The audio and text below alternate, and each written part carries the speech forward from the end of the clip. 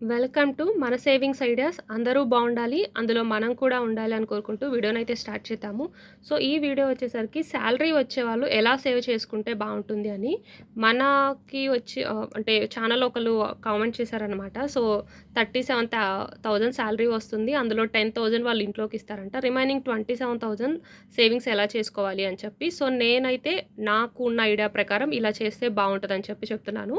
ఇది ఆ పర్సన్కే కాదు, ఎవరికైతే రిమైనింగ్ వాళ్ళు కూడా మీ శాలరీ మీకు ఇంత అమౌంట్ వస్తుంటే ఎంత సేవ్ చేసుకోవచ్చు అన్నది ఒక ఐడియా వస్తుందన్నమాట. అంటే ప్రతి ఒక్కరి శాలరీ డిఫరెంట్గా ఉంటుంది కదా. బట్ శాలరీ డిఫరెంట్గా ఉన్న ప్రతి ఒక్కరి లైఫ్ స్టైల్ ఒకేలా ఉండకపోయినా సరే, బట్ మన అవసరాలు ఒకేలా ఉంటాయి. అంటే ప్రతి ఒక్కరు ఫుడ్ తినాల్సి వస్తుంది, ప్రతి ఒక్కరు ఇంట్లో ఉండాల్సి వస్తుంది, ప్రతి ఒక్కరికి కోరికలు ఉంటాయి, సో బాధ్యతలు ఉంటాయి. సో అవన్నీ కామన్ కాబట్టి ఆబ్వియస్గా మనకు వచ్చే శాలరీ డిఫరెంట్ అయినా దాన్ని బట్టి మనం చేసుకోవాల్సిన ప్లానింగ్ అన్నది కూడా కొంచెం డిఫరెంట్ ఉన్నా, బట్ ఇది మనం అకార్డింగ్ మన శాలరీ ప్రకారం ప్లాన్ చేసుకోవచ్చు. సో ఇప్పుడు నేను చెప్పబోయే ఇది మీ అందరికీ డెఫినెట్గా యూజ్ అవుతుంది. సో మీ శాలరీని బట్టి, మీ ఉన్న అవైలబిలిటీని బట్టి మీరు ఏ సేవింగ్స్ ఎక్కువ చేసుకుంటారు, ఎక్కడ ఇన్వెస్ట్ చేసుకుంటారని మీరు డిసైడ్ చేసుకోవచ్చు అనమాట. లేట్ చేయకుండా వీడియోని స్టార్ట్ చేద్దాం. అండ్ ఒక్కటి ఏంటంటే, మీకు ఎక్కడైనా కానీ ఈ వీడియో యూజ్ అయిందంటే కనుక లైక్ చేయండి, వేరే వాళ్ళకి రిఫర్ అవుతుంది. లేదు అంటే మీ ఫ్రెండ్స్ ఎవరికన్నా యూజ్ అవుతుంటే షేర్ చేయండి. సో మనం ఎవరికన్నా మనీ రూపంలో హెల్ప్ చేయలేకపోయినా ఒక మాట రూపం వల్ల చేసే సహాయం కూడా వాళ్ళకి ఎంతో కొంత యూజ్ అవుతుంది. సో అది మనకి తిరిగి ఏదో ఒక రూపంలో రిటర్న్ వస్తుందని నేను ఎప్పుడు నమ్ముతాను. అందుకనే సో ఇప్పుడైతే 25,000 రూపీస్ కనుక మనం సేవింగ్స్ చేయాలి అనుకుంటే వాటిని ఎక్కడెక్కడ ఇన్వెస్ట్ చేస్తే బాగుంటుంది, లేదా అంటే సేవింగ్స్ ఎలా చేస్తే బాగుంటుంది అని చెప్పి. సో నాకు తీసుకుని వచ్చిన కామెంట్ ప్రకారం 37,000 వస్తున్నాయి, 10,000 ఇంట్లో ఇస్తున్నారంట one of the responsible person. So తనే చూసుకోవాలన్నారు. మేలో ఫీమేలో మెన్షన్ చేయలేదు. సో నేను జనరలైజ్ చేసి చెప్తున్నా, ఫీమేల్ అయితే మేల్ అయితే ఇలా సేవ్ చేస్తే బాగుంటుంది అని చెప్పి. సో నిజంగా హ్యాట్స్ ఆఫ్ అండి, ఎవరైతే ఇలా ఇంటి బాధ్యతలను మీరే తీసుకుంటారో నిజంగా గ్రేట్. ఈ రోజుల్లో అవన్నీ పక్కన పెట్టేస్తుంటాం కదా, బట్ నాకైతే చాలా బాగా అనిపించింది. సో దానికైతే హ్యాట్స్ ఆఫ్. అలాగా ఈ హోమ్ రెస్పాన్సిబిలిటీస్ తీసుకొని ఇలాగా ఉండే వాళ్ళందరికీ కూడా. సో రిమైనింగ్ 27 అయితే ఇప్పుడు ఎలా సేవింగ్స్ చేస్తే బాగుంటుంది, ఎక్కడ ఇన్వెస్ట్ చేస్తే బాగుంటుంది అని చూద్దాం. ఎప్పుడైనా కానీ ఎంత శాలరీ వస్తున్నా సరే, మీకు వచ్చిన శాలరీలో నుంచి ఇంట్లో ఖర్చులకి పక్కన పెట్టడానికంటే ముందు కూడా సేవింగ్స్కే పక్కన పెట్టుకోవాలి. స్పెషల్లీ సేవింగ్స్లో కూడా నేనైతే 4 టైప్స్గా కేటగిరీస్ చేస్తున్నా: self, short term goals, middle term goals, లేదంటే లాంగ్ టర్మ్ సేవింగ్స్. సో ఇలా ఎప్పుడైనా సరే మీకు ₹1,00,000 రానియండి, 10,000 రానియండి, ₹10 రానియండి, ఆ వచ్చే దాంట్లో నుంచి మీకంటూ మీరు ఎంతో కొంత తీసి పక్కన పెట్టుకోకపోతే అలాంటి జాబుని మీరు ఎక్కువ కాలం చేయలేరు. ఫర్ ఎగ్జాంపుల్ 1,00,000 శాలరీ వచ్చే పర్సను తనకు వచ్చే 1,00,000 శాలరీని వాళ్ళ ఇంట్లో వాళ్ళకే ఖర్చు పెడుతున్నాడు, తనకంటూ ఏం యూజ్ చేసుకోలేదనుకోండి, ఏదో ఒక రోజు తనకు ఆ జాబ్ బర్డన్గా అనిపిస్తుంది, చెయ్యాలని అనిపించదు. అది ఎందుకు వస్తుంది అంటే మెయిన్ సెల్ఫ్ కోసం మనం ఏది చేసుకోనప్పుడే. సో మీకు ఎంత వస్తున్నా సరే మీకోసం మీరు పక్కన పెట్టుకోండి. మీకోసం మీరు పక్కన పెట్టుకోవడం అంటే దుబారా ఖర్చులకు పక్కన పెట్టుకోవడం కాదు, అలాగే వచ్చిన శాలరీ అంతా సెల్ఫిష్గా మీకే యూజ్ చేసుకోవడం కాదు. ఇప్పుడు 37లో ఆ పర్సన్ 10,000 ఇంట్లోకి ఇస్తున్నారంట. సో ఫస్ట్ ఫ్యామిలీ రెస్పాన్సిబిలిటీ తీసుకున్నారు. నెక్స్ట్ రిమైనింగ్ 27 సేవింగ్స్లో నేను చెప్తుంది ఏంటంటే, 3,000 అయితే మీకోసం మీరు ప్రతి మంత్ కూడా పక్కన పెట్టుకోండి. సో మీకంటూ ఒక కోరికలు ఉంటాయి కదా, మీకు ఎక్కడికన్నా ట్రిప్కి వెళ్ళాలనిపిస్తూ ఉండొచ్చు, చాలామందికి వరల్డ్ టూర్ వెళ్ళాలని, లేదంటే ఈ ప్లేస్కి వెళ్ళాలని ఉంటుంది.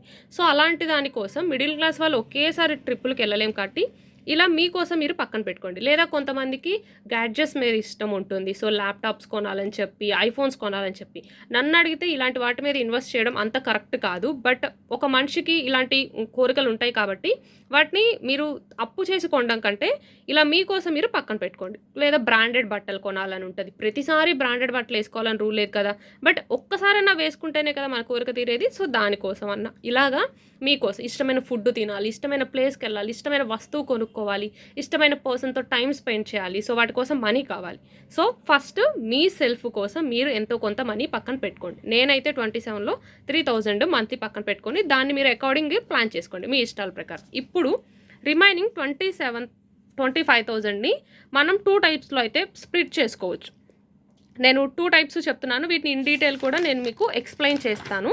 ఎప్పుడైనా కానీ శాలరీ వచ్చినప్పుడు జనరల్గా 50-30-20 రూల్ ఫాలో అవ్వాలంటారు. ఆ వీడియో నేను మన ఛానల్లో చేశాను, ఆ వీడియో లింక్ కూడా డిస్క్రిప్షన్లో ఇస్తాను, అది చూడండి, మీకు అర్థమవుతుంది. సో ఇప్పుడైతే 25,000 ఉంటుంది కదా, 25,000లో దీన్ని సేవింగ్స్ కిందకు వస్తుంది, ఇవన్నీ కూడా ఇన్వెస్ట్మెంట్ కింద కూడా ఉంటాయి.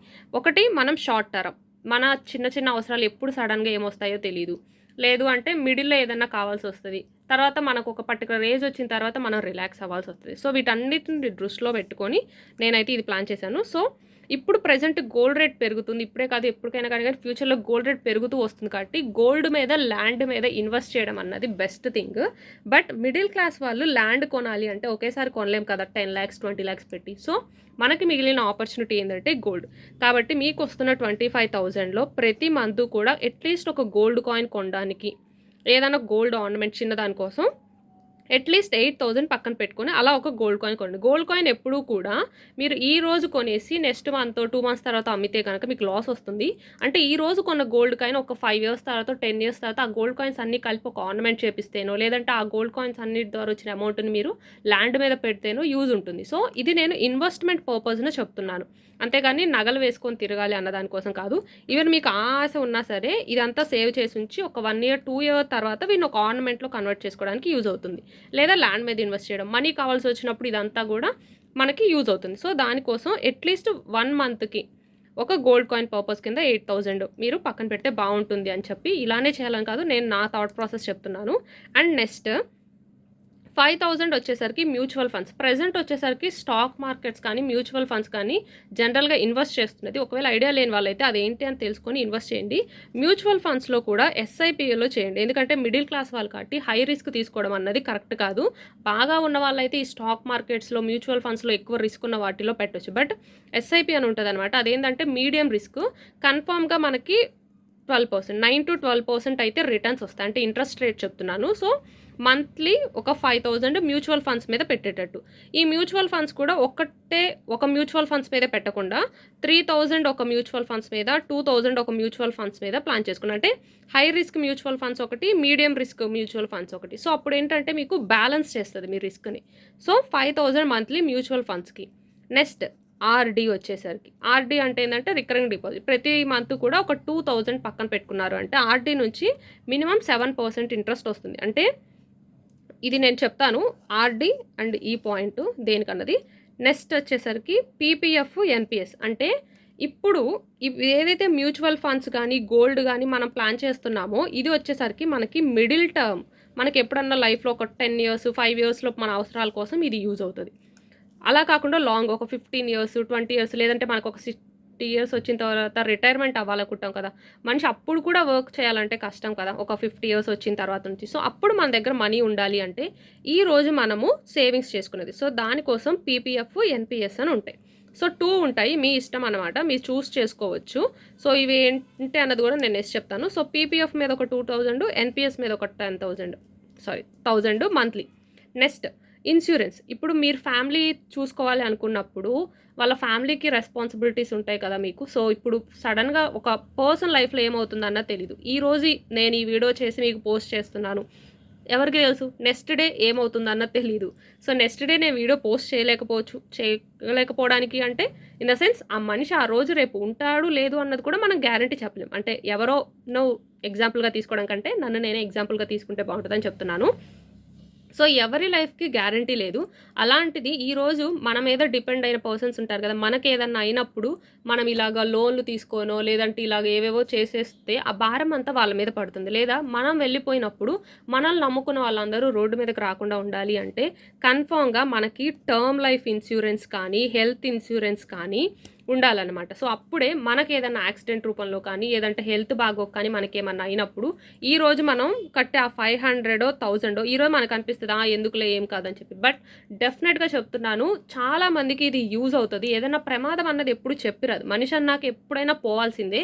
ఆ పోయే రోజు అన్నది ఎవరికీ తెలీదు. బట్ మనం పోయిన రోజు మన మీద ఆధారపడ్డ వాళ్ళు రోడ్డున పడకూడదు. మనల్ని నమ్ముకున్న వాళ్ళకి ఎటువంటి అన్యాయం జరగకూడదు అంటే మనం ఇప్పటి నుంచి కనీసం ఒక 500 లోపు ఇది కూడా ఉంటాయండి. టర్మ్ లైఫ్ ఇన్స్యూరెన్స్, హెల్త్ అవి. సో, అవి తీసుకోండి. సో, నేను అందుకే ఇక్కడ ఇన్స్యూరెన్స్‌కి 2,000 వేసాను.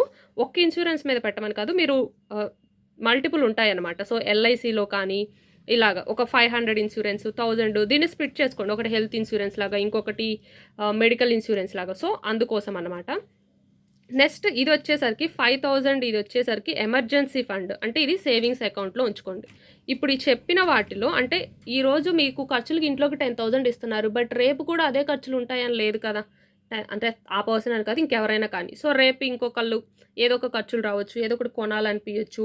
మ్యారేజ్ కాని వాళ్ళైతే ఇంట్లో మదర్‌కో, ఫాదర్‌కో ఏదో ఒక హెల్త్ బాగోకపోతే డబ్బులు అవసరం రావచ్చు. మ్యారేజ్ అయిన వాళ్ళైతే పిల్లలకో, వైఫ్‌కో ఏదో ఒక బాగోకపోవడమో, వాళ్ళు ఇంకేదన్నా అడిగితేనో కొనియాల్సొస్తది. సో, అప్పుడు మన దగ్గర అమౌంట్ ఉండాలి కదా! ఉన్న అమౌంట్ అంతా ఇలా సేవింగ్స్ చేసేసి పక్కన ఎక్కడో ఇన్వెస్ట్ చేస్తే మన అకౌంట్‌లో డబ్బులు లేకపోతే ఎలాగా? ఉండాలి కాబట్టి, సో, ఈ 5,000 ఈ ఆర్‌డీ అన్నవి షార్ట్ టర్మ్ గోల్ కిందకొస్తాయి. సో, నేనిక్కడ మెన్షన్ చేశాను చూడండి. సో, గోల్డ్, మ్యూచువల్ ఫండ్స్ అన్నవి మనకి మిడిల్ టర్మ్ గోల్స్‌కి యూజ్ అవుతాయి. అలాగే లాంగ్ టర్మ్ వచ్చేసరికి మనము రిటైర్ అయిన తర్వాత మనీ కోసం మనకి పీపీఎఫ్, ఎన్‌పీఎస్ యూజ్ అవుతాయి. అయితే మన రెస్పాన్సిబిలిటీస్ కోసం, మన వాళ్ళు సఫర్ అవ్వకుండా ఉండడం కోసం ఈ హెల్త్ ఇన్సూరెన్స్‌లు యూజ్ అవుతాయి. మన షార్ట్ టర్మ్ కోసం కూడా మనీ కావాలి కదా! ఎప్పుడు ఏ కష్టం వస్తుందో తెలీదు కాబట్టి దానికోసం కనీసం 7,000 నుంచి 10,000 వరకన్నా మీ సేవింగ్స్ అకౌంట్ అండ్ ఆర్‌డీలో ఉంచుకోండి. ఆర్‌డీని కూడా మీరు బ్రేక్ చేయొచ్చండి. సో, ఎఫ్‌డీ ఒకవేళ మీ దగ్గర 1,00,000, 2,00,000 ఇన్‌స్టాంట్‌గా ఉన్నాయంటే వాటిని ఎఫ్‌డీలో కూడా వేసుకోవచ్చు. బట్ లేని వాళ్ళు ఇలా మంత్లీ సేవింగ్స్ అకౌంట్ వేసుకునేది ఎందుకంటే ఇది ఎమర్జెన్సీ ఫండ్ లాగా. అండ్ సెల్ఫ్ అన్నది చెప్పాను కదా! కనీసం మీరు ఎంత మీ సాలరీని బట్టి సెల్ఫ్ మీకోసం మీ అవసరాలు ఉంటాయి కదా! అవి కోరికలు తీరాలంటే మీరు మంత్లీ ఎంత పక్కన పెట్టుకుంటుందో తెలుసుకొని చూసుకోండి. బట్ మీ సెల్ఫ్ కోసం పక్కన పెట్టుకునేటప్పుడు దుబారా ఖర్చుల కోసం పక్కన పెట్టుకోకండి. కొంచెం రీజనబుల్ ఉండే చూసుకుంటే బాగుంటుందని చెప్పి ఇలా అనమాట. సో, ఇక్కడ నేను మీకు ఇంట్రెస్ట్ రేట్ ఎంత రిటర్న్స్ వస్తాయనేది కూడా చెప్పాను. మ్యూచువల్ ఫండ్స్ అనేవి రిస్క్ ఫ్యాక్టర్ ఉంటుంది. 9-12% ఉంటుంది. పీపీఎఫ్ వచ్చేసరికి 7.1% ప్రెజెంట్ ఇస్తున్నది. సో, ఇది రిస్క్ ఫ్రీ. ఎటువంటి రిస్క్ ఉండదు. కన్ఫామ్‌గా ఇందులో నుంచి వచ్చే ఇంట్రెస్ట్ అన్నది 7.1% ఉంటుంది. ఐ థింక్ 15 ఇయర్స్ వరకు ఇందులో సేవ్ చేయాల్సొస్తది. ఎన్‌పీఎస్ వచ్చేసరికి 60 ఇయర్స్ వచ్చిన తర్వాత నుంచి మీకు పెన్షన్ వస్తది. 9-12% ఉంటుంది. ఇది మార్కెట్ రిస్క్ ఉంటుంది. ఇది 60 ఇయర్స్ కదా! ఇది 15 ఇయర్స్ కదా! అంటే ఈలోపు కూడా మీరు మనీ కావాలి అంటే మీరు సేవ్ చేసిన అమౌంట్‌ని తీసుకోవచ్చు.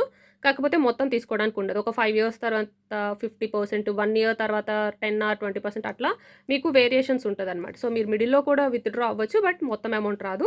ఎందుకంటే ఇది మనము ఫ్యూచర్ లాంగ్ కోసం సేవ్ చేస్తుంది కాబట్టి అప్పటి వరకు అయితే ఉంచాల్సొస్తది. బట్ ఈలోపు ఎంతో కొంత విత్‌డ్రా చేసుకోవచ్చు. అండ్ ఇవి రెస్పాన్సిబిలిటీస్, ఇవి షార్ట్ టర్మ్ అనమాట. సో, ఇది 25,000ని ఇన్ని విధాలుగా అయితే మనము సేవింగ్స్ అండ్ ఇన్వెస్ట్మెంట్ చేస్తే ఫ్యూచర్ అన్నది బాగుంటుంది. లేదు అంటే ఇంకా సింపుల్‌గా చేసుకోవాలి అంటే 25,000లో నుంచి ఒక 10,000 సేవింగ్స్ అకౌంట్‌లో ఉంచేసుకొని గోల్డ్ మీద ఒక 8,000 పెట్టేసుకొని మ్యూచువల్ ఫండ్స్ మీద ప్రెజెంట్ రిటర్న్స్ ఎక్కువ వస్తున్నాయి కాబట్టి అట్లీస్ట్ మ్యూచువల్ ఫండ్స్ మీద 3,000 అన్న పెట్టేసి అండ్ 60 ఇయర్స్ తర్వాత ఒక 15 ఇయర్స్ తర్వాత మనం రిటైర్ అవ్వాలనుకున్నప్పుడు కూడా మనీ ఉండాలి కాబట్టి దాని మీద 2,000 అండ్ ఇన్సూరెన్స్ రెస్పాన్సిబిలిటీస్ కోసం ఒక 2,000. సో, ఇలా సింపుల్‌గా అయినా ప్లాన్ చేసుకోవచ్చు. సో, మీకు వస్తున్న శాలరీ ఎంతైనా సరే ఈ 50, 30, 20 రూల్ అంటుంటారు. సో, నేనేమంటాను అంటే ఇది మీకు డిస్క్రిప్షన్‌లో లింక్ ఇస్తాను. మీరు ఆ వీడియో చూడండి మీకు అర్థమవుతది. సో, మీరు ఎంత శాలరీ వస్తున్నా కానీ ఎట్లా సేవ్ చేసుకోవచ్చు అన్నది కూడా ఐడియా అయితే వస్తుందనమాట. సో, మీరు ఇది వీడియో అయితే యూజ్ అవుతుంది అనుకుంటున్నాను. సో, మీకు మల్టిపుల్ వాటి మీద ఇన్వెస్ట్ చేయడం ఇష్టం లేకపోతే కనుక మీరు మీ ఓన్‌గా కూడా ఒక ప్లాన్ వేసుకోండి. ఇంట్లో ఖర్చులు ఇంత అవుతున్నాయి. మ్యారేజ్ కాని వాళ్ళైతే కనుక మీ మ్యారేజ్‌కి కానీ, మీ పిల్లల ఫ్యూచర్ కోసం సేవ్ చేయాలి కాబట్టి వీటిని ఎక్కడ తగ్గించి ఏవి ఎక్కడ పెంచుకుంటే బాగుంటుందన్నది మీ పర్సనల్ చాయిస్ అనమాట. నేను నాకు తగ్గట్టుగా చెప్పాను. మీరు వీటిని మీ బడ్జెట్ తగ్గట్టు కొన్ని పెంచుకోండి, కొన్ని తగ్గించుకోండి. మ్యారేజ్ అయిన వాళ్ళైతే కనుక ఆబ్వియస్‌గా వైఫ్ ఉంటారు. లేదంటే లేడీస్ చూసుకునే వాళ్ళైతే కనుక హస్బెండ్ ఉంటారు, పిల్లలు ఉంటారు కాబట్టి మీరు ఎక్కువ మ్యారేజ్ అయిన వాళ్ళైతే ఎప్పుడు ఏ అవసరం వస్తుందో తెలియదండి. కాబట్టి సేవింగ్స్ అకౌంట్‌లో అన్నది మనీ ఉంచుకోండి. 5,000 కంటే ఎక్కువ ఉంచుకోండి. మ్యారేజ్ కాని వాళ్ళైతే మంత్లీ 5,000 అట్లా ఉంచుకోండి కానీ బట్ మ్యారేజ్ అయిన వాళ్ళైతే మీ సేవింగ్స్ అకౌంట్‌లో అట్లీస్ట్ 10,000 అంటా ఉంచుకుంటా ఉండండి. అడిగితే మ్యారేజ్ కాని వాళ్ళైనా, మ్యారేజ్ అయిన వాళ్ళైనా, మేల్ అయినా, ఫీమేల్ అయినా సరే అట్లీస్ట్ 1-2 lakhs అయినా సరే మీ అకౌంట్‌లో ఉంచుకోండి. Emergency fund. ఎప్పుడు ఎవరికి ఏమవుతుందో తెలీదు. మీకేమన్నా అవ్వచ్చు, మీ ఫ్యామిలీకి ఏమన్నా అవ్వచ్చు, సడన్‌గా మనీ కావాల్సి రావచ్చు. అప్పుడు మనం అనుకున్న ఈ ప్లాన్ అంతా పాడైపోతుంది కాబట్టి అది రాకుండా ఉండడం కోసం 1-2 lakhs వరకు ఫస్ట్ అయితే మీ సేవింగ్స్ అకౌంట్‌లో అయితే మనీని అలా ఉంచేసేయండి. దెన్ మీరు దాన్ని యూజ్ చేసుకోవడానికి ఉంటుంది. అప్పుడు మీరు కొంచెం అడ్జస్ట్ చేసుకోవడానికి ఉంటుందన్నమాట. సో, ఇది నాకు తగ్గట్టుగా నేను ఇచ్చినటువంటి ప్లానింగు. సో, వీడియో యూజ్ అయింది అనుకుంటే కనుక మీరు కూడా ఫాలో అవ్వండి. లేదు అంటే మీరు కొన్ని చేంజెస్ అయితే చేసుకోవచ్చు మీ శాలరీని బట్టి ప్లానింగ్ ప్రకారం. Thanks for watching.